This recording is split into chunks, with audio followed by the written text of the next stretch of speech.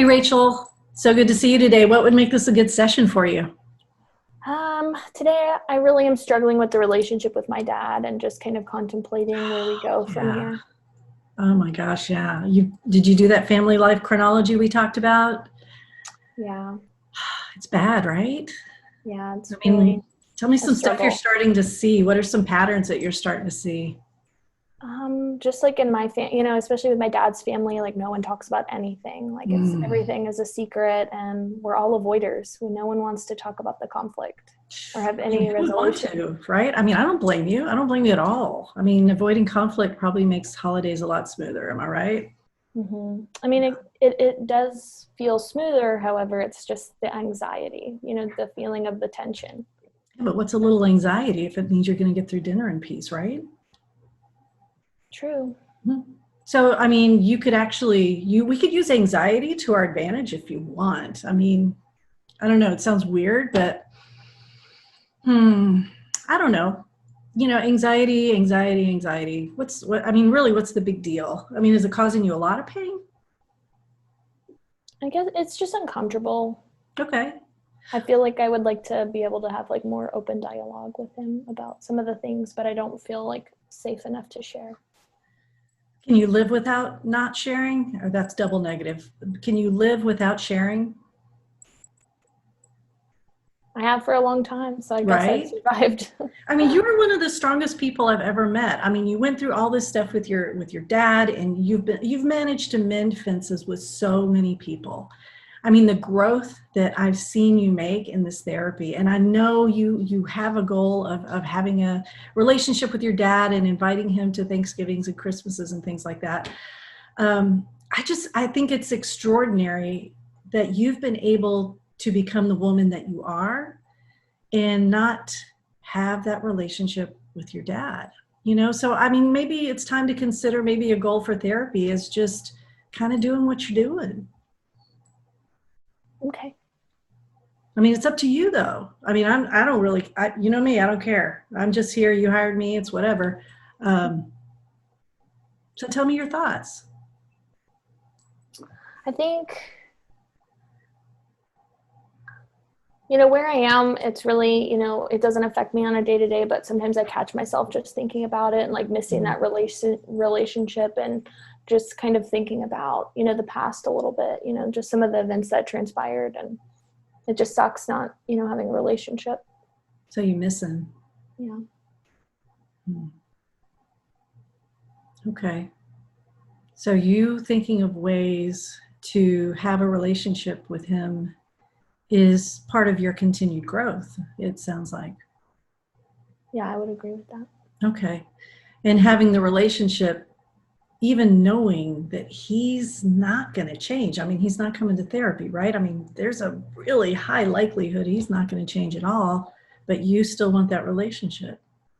Yeah, that's a really good point to mention because I feel like when we tried to have a relationship again, several years ago, Right. I was so excited about having a relationship that I, wasn't very upfront with like boundaries or, expressing myself because I wanted that relationship so badly.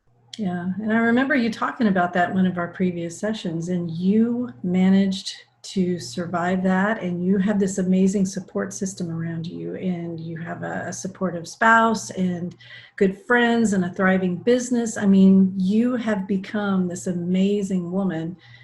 And, but I mean, I'll help you, I'll help you do whatever, if you are really determined to have this relationship.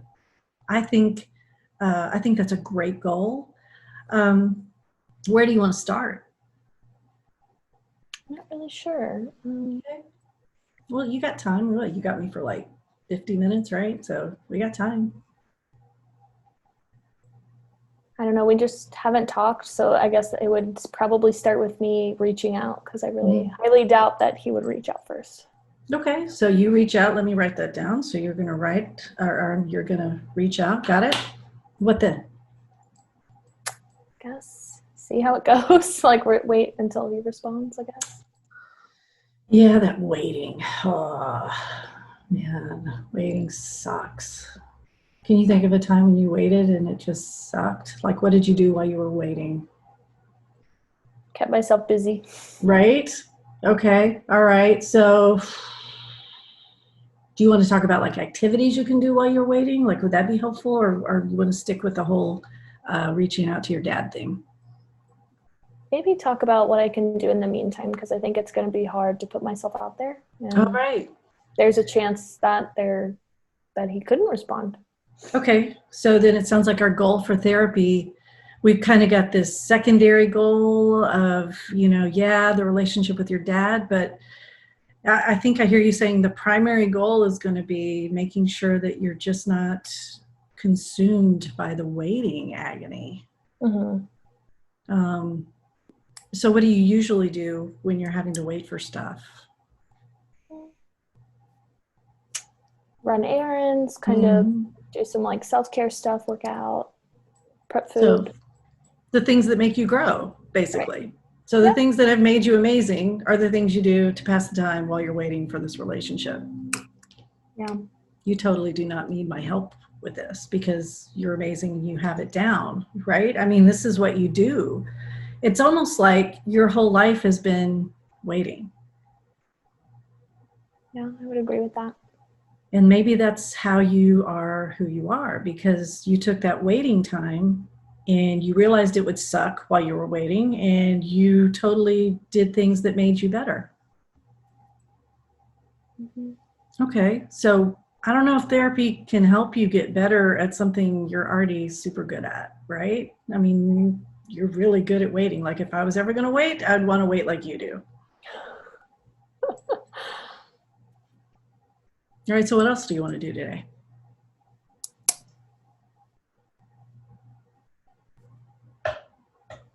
All right, I want to time out for a second.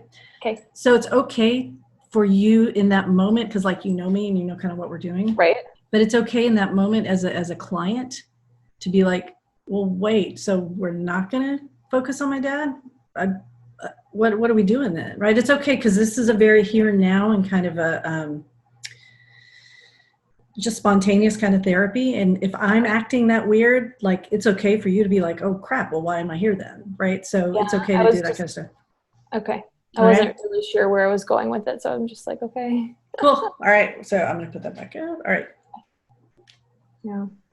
I think it's really hard, to kind of refocus on the things that I already do, I guess, when I guess I really want to process, what that relationship with my dad looks like. Mm-hmm. Yeah, I know.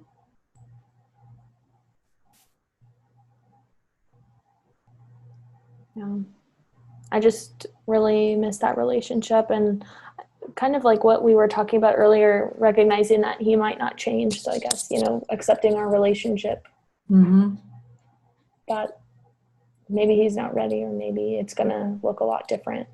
You are so wise.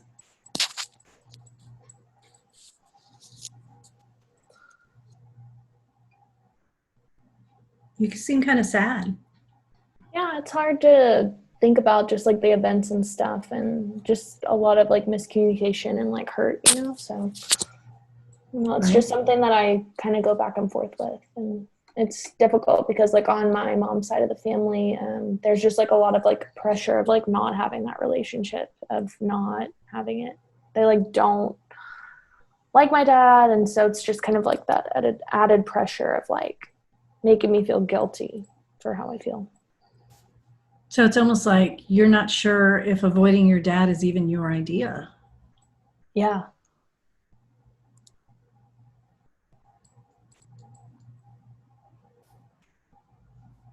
I mean, I feel like this is like something that's gone on in our family a long time, just kind of that dynamic of, kind of avoiding that relationship, or my mom and my grandma would make it very difficult to have a relationship with my dad. So it's kind of like we have this uphill battle. I'm so glad you gave me that image. So here's what I'm picturing. Like, you're standing like this with your arms out. I'm picturing like your dad on one side and your mom and your grandmother on the other side. And you're like, it's not fair because like you're on a hill, right? Mm-hmm. And it's almost like you're trying to placate everybody. Or maybe you're just trying to placate your mom and grandma. I don't know. Maybe, what if you were placating your dad? Right? So I don't know, have you ever thought about that role that you seem to be taking on in your family as the placater? Not really. Okay. But maybe I am. Well, I don't know. What do you think about it when I say that? I mean, I don't know. Yeah, I definitely think that I'm afraid of the repercussions of what it looks like from my grandma and my mom. Gotcha. And So that kind of may be why dealing you with do that. that. Yeah. All right. Well, maybe a goal for therapy then is to change roles. I don't know. What's the opposite of a placater? Like, I don't even know what that would be. I want to Google it. What is opposite antonym of placater?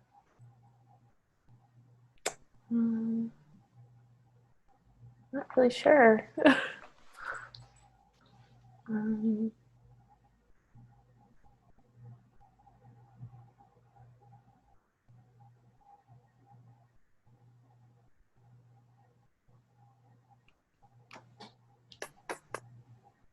I don't know, just moving away from, I guess, fearing what other people think about my relationships. Sounds like politician. Is that what you want to be? Politician? They're definitely not placaters.